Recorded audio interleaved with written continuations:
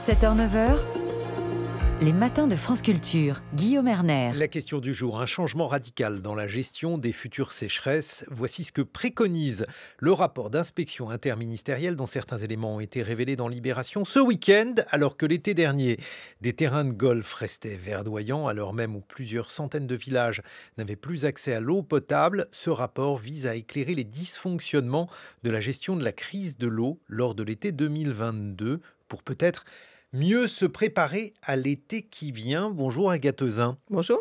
Vous êtes anthropologue directrice de recherche au CNRS. La sécheresse de l'été dernier était, d'après le rapport d'inspection interministérielle, probablement la plus sévère depuis au moins un demi-siècle. Quelles ont été ses conséquences, ses manifestations concrètes ? Alors effectivement, l'ensemble du territoire est avec des différences selon justement les sous-territoires. Tout le monde n'est pas logé à la même enseigne. S'est retrouvé dans une situation effectivement encore non vécue, méconnue, mais en fait déjà anticipée par un certain nombre de collègues climatologues qui avaient vu ces trajectoires de limitation et d'évolution des précipitations, notamment liées à un dérèglement climatique assez global, et dont les conséquences sont l'exacerbation d'un certain nombre de phénomènes extrêmes, que sont de grosses sécheresses, que sont des inondations, que sont des tempêtes.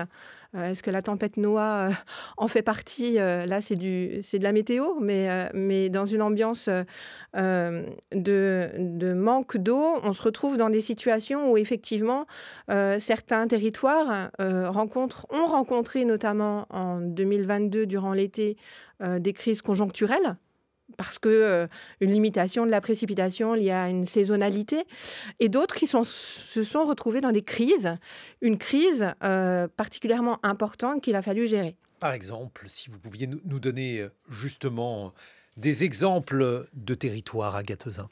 Alors, on se rend compte que finalement, on a une augmentation du nombre de départements en situation de crise déjà depuis une dizaine, voire une vingtaine d'années. Si on connaît la zone méditerranéenne, qui est particulièrement touchée, d'autres, et on a bien vu, même jusqu'à la Bretagne, dont nos représentations font qu'en général, on se dit il pleut plus régulièrement, c'est davantage humide, mais là aussi, on s'est retrouvé dans des situations de sécheresse qui a conduit notamment à des incendies, qui sont un des événements qui sont provoqués par des phénomènes de sécheresse. Et le rapport souligne, Agathe Euzin, qu'on a sous-évalué ces risques de sécheresse et qu'il a fallu adopter des gestions urgentes de la crise qui, j'imagine, n'est pas idéale. Alors effectivement, en fait, l'ensemble des usages de l'eau s'est trouvé complètement impacté par ces problématiques-là, à commencer par l'eau potable. Vous l'avez évoqué, près de 1000 communes se sont retrouvées dans une situation avec des coupures d'eau ou des manques d'eau davantage prolongés. Alors c'est essentiellement, on va dire, les zones les plus rurales, sachant que les réseaux dans les milieux urbains sont souvent interconnectés. Si jamais on était amené à avoir un manque d'eau en termes de disponibilité de la ressource à un endroit ou à un autre. Mais les zones rurales, qui ne sont pas connectées finalement entre elles, se retrouvent dans des situations, quand il n'y a plus d'eau, il n'y a plus d'eau.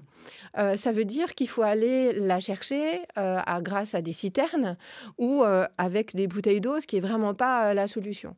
Donc, se retrouver dans une situation de pénurie, du coup, est particulièrement nécessaire à être géré à tous les niveaux. Est-ce qu'on peut imaginer que ces risques soient encore accrus cet été ? Bon, là, aujourd'hui, il pleut, mais cette pluie elle n'est pas si fréquente que cela. Qu'est-ce que l'on peut imaginer pour les mois d'été qui viennent, Agathe Euzin ?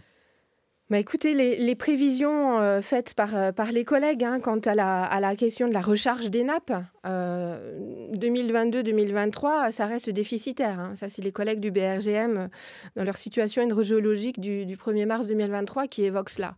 En fait, on est dans une situation de cumul. Sachant qu'on est actuellement à un niveau plus bas que ce qu'on avait l'an dernier. Et donc, les pluies qu'on a aujourd'hui, c'est extra. C'est extrêmement important, mais malheureusement, on n'est pas sûr que ça suffise pour justement revenir finalement au niveau qui serait nécessaire pour satisfaire à la fois les besoins du milieu naturel, qui est absolument essentiel, qui est la condition même pour l'ensemble du vivant, et puis pour satisfaire l'ensemble des usages. Donc l'eau potable, je l'évoquais, mais également sur les besoins pour l'agriculture, sur toutes les cultures qui, en ce moment, au moment du printemps, ont vraiment besoin de suffisamment d'eau pour lever. Et puis aussi au niveau énergétique et au niveau des loisirs.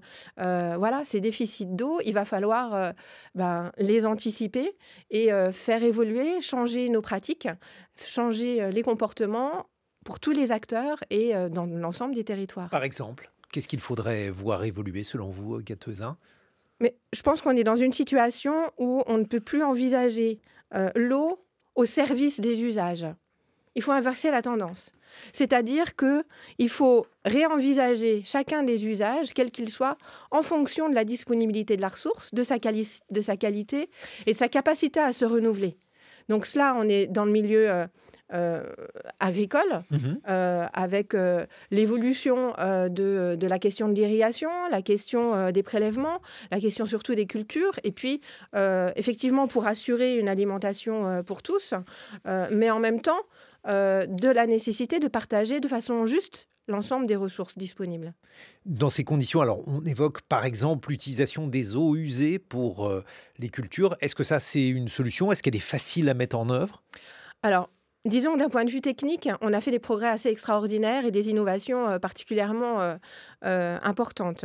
La question, c'est quel type d'eau pour quel type d'usage, sachant qu'il peut y avoir des enjeux de santé humaine, mais aussi environnementale. Donc, réutiliser des eaux usées, ça peut être tout à fait pertinent sur certains usages. Vous évoquiez notamment les golfs. Ça peut être un moyen de préserver au moins la partie du green, si le reste n'est pas une priorité. La question est de se dire... développer ce genre de choses doit être raisonné et approprié à chacune des situations. C'est peut-être pas une généralisation. Parce que bon, les golfs, ça avait beaucoup marqué les esprits sur le plan symbolique, mais j'imagine qu'il n'y a pas tant que ça de golf.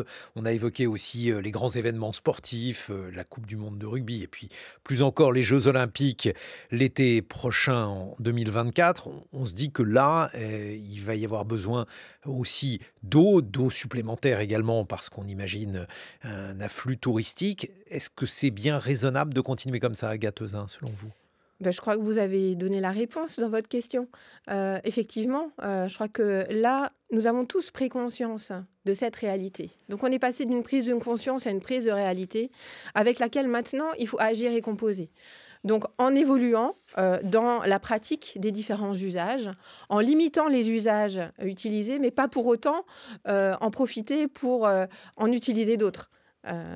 Merci beaucoup, Agathe Gattezin. Je rappelle que vous êtes anthropologue et directrice de recherche au CNRS. 7h23 sur France Culture.